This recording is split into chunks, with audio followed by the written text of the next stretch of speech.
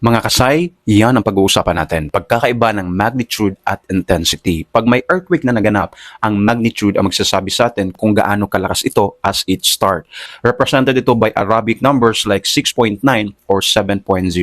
Ang ginagamit dati ay Richter scale pero ngayon ay moment magnitude scale na, especially for larger earthquakes. Ang amount of energy na na-release ng earthquake from the focus ang minimeasure nito. Samantalang ang intensity naman ang magsasabi sa atin on how much the earthquake affected different places. Kung gaano kalakas ang shaking na na-perceive at naramdaman ng tao or gaano kalaki ang damage na naidulot nito. Ang ginagamit na scale ngayon sa Pilipinas ay ang PHIVOLCS Earthquake Intensity Scale or PEIS at represented ito by Roman numerals like 5, 6, or 7.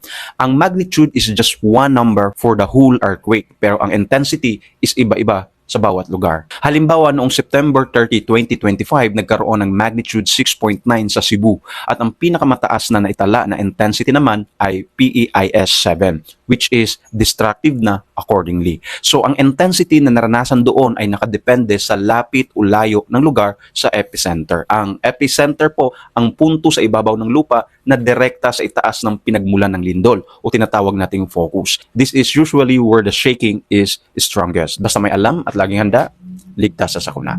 Follow for more.